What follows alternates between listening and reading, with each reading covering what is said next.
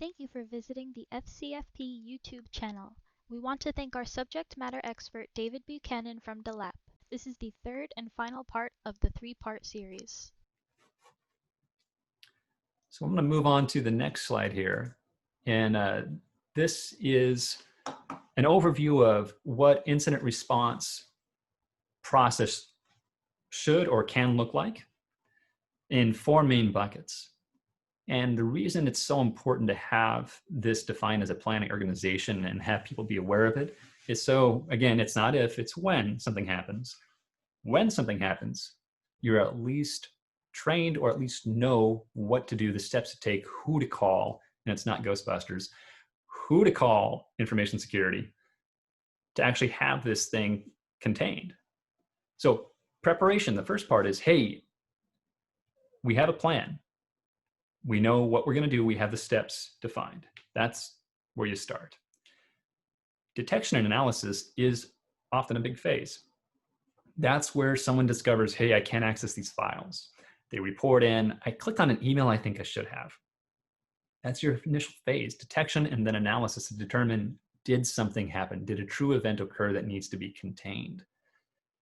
And then at that point, we get into some pretty significant technical aspects of containing the threat, quarantine it. If a computer gets ransomware in your environment, and we're talking even if you're working from home, if you have if you have a full tunnel or a VPN on your computer, and you're connected back to your home office, your computer can still talk to systems at your home office, which means if your computer gets ransomware, your remote office is still potentially at risk. And that's why we want to think about containment fast. If the faster something is reported, the faster you can limit the spread or, plug your finger in the proverbial dam and say, I'm going to limit that water, that crack from spreading right now. And so quarantine first, and then your tech team or your security team, whether they have the expertise in-house or they need to hire a consultant, can work through the eradication and discovery process to make sure, one, you retain evidence properly, but also you can get back to a recovered point, have a clean system, and then move on with life.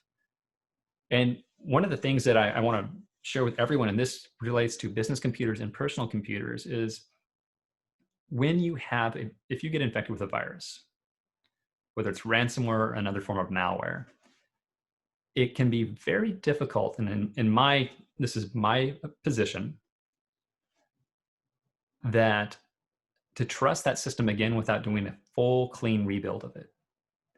And I'll give an example here, a little case study. I was working with an organization actually just before the pandemic hit that got hit with ransomware, and it didn't get all their systems, but it got 7 fairly key systems that were taken down, including the backups that were connected to those.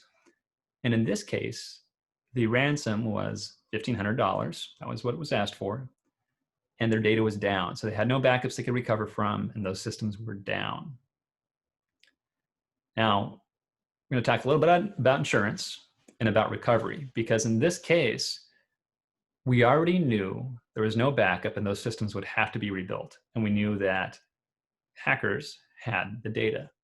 So in this case, we had the company's tech team create full backups, local backups, with a USB drive, one unique for each computer, of those systems, make sure it was validated, saved, that way they could recover the data if they paid the ransom.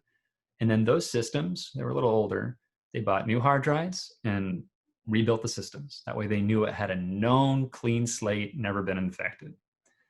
That was a bit of a pain. They were down for close to a week and a half. Now here's the other part to that story is, initially the response was, we don't negotiate, we're not going to pay the ransom, we're just going to take the cost and move on. And that's very understandable. It is. And when I first started in security, that would definitely have been my position. But my position has changed with the environment. And here's that position. It's that, how much does it cost for you to rebuild everything, especially if you don't have that data backup? How much money do you lose? And how much time and money do you spend on new hardware, software, consultant hours? So if they're asking for $1,500 ransom, and you've got the opposition saying, I might have to spend 10, 20, 30,000 to recover, and you've got a 50-50 chance of them recovering your data. That's pretty basic math there, right? It makes hackers are all about getting paid. If they don't decrypt your data, they're less likely to get paid in the future. So they have an incentive to decrypt your data.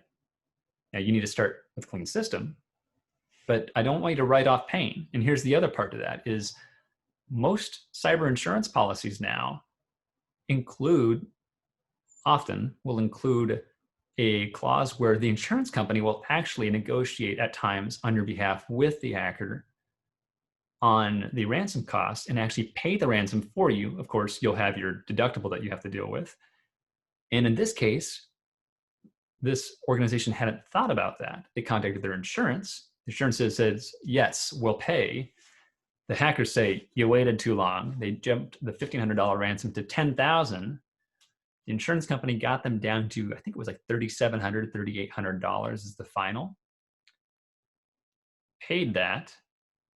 They got all their data back, and their deductible on that policy was $2,500. So yes, they could have paid the $1,500, but even with lessons learned, they only had $2,500 out of pocket to get their data back, not counting the cost of rebuilding the systems, of course. And that would feed into your post-incident activity is, what did we learn from this? More time spent costs your company more. And so try to, when we think about, we tell new employees, hey, there are no stupid questions. If you see something, say something. It's really important to have that culture of just report it, please report it, because it's true in that the longer a breach goes on, the longer ransomware is on your system, often either more expensive it will cost you to recover, or the less likely you are to get your data back. Well, let's talk about some preventative measures. Some of these we've really touched on already, and some we've talked to in depth. Patch management, we'll just call this housekeeping. Now, this doesn't mean that I'm recommending you to install patches as soon as they're released by the software vendor. For instance, Microsoft releases patches really once a month on Patch Tuesday.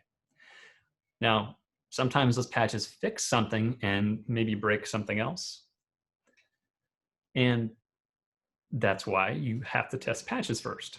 So in a good, mature environment, there's a test environment where patches are tested before they're deployed to the whole organization. What you don't want is systems to be patched immediately without testing, or the other extreme is we patch things every couple of months or once a year. And here's an example of where that can really bite you. With the WannaCry ransomware variant, if you recall, this crippled a lot of hospital and healthcare systems in the UK, as well as some financial providers and other organizations worldwide when it came out. WannaCry took advantage of a vulnerability in something called the server message block, Microsoft SMB. It's a network file share protocol that was actually patched by Microsoft about at least a year prior to that attack taking place. So the attack took advantage of something that could have been patched at least a year before those attacks were propagated.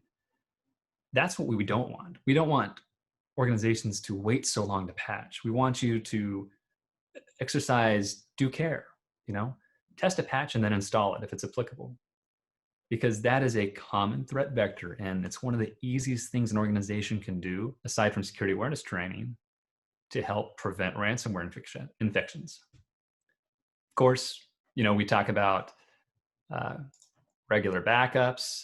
That is something that is really important. You got your next generation anti-malware. I'll spend a minute to talk about that. Legacy anti-malware, antivirus software relies on signatures. This virus has this code footprint. That's what it looks like. And if a program pops up, your signature-based anti-malware program will look at it and say, hey, does that match any of the signatures in my database? If it doesn't, it can run. And that's at a very crude high level of how it works. But if a hacker changes just enough of the code and behavior for that virus to not match a signature that's known, signature-based anti-malware can't do anything about it. So modern threats require modern solutions. So I want you to think about, does your organization rely on old school antivirus, or are you leveraging, artificial intelligence and machine learning driven anti-malware solutions?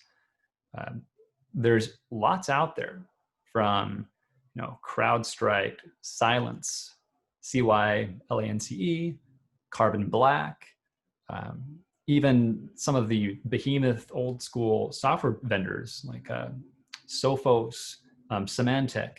They're all starting to provide these type of feature sets to varying levels of success. So that's an important part of your toolkit to prevent and mitigate the risk associated with ransomware. Application whitelisting, this can be more complicated, where you're just saying, these applications can run, nothing else is allowed. That can be overly cumbersome for a lot of organizations.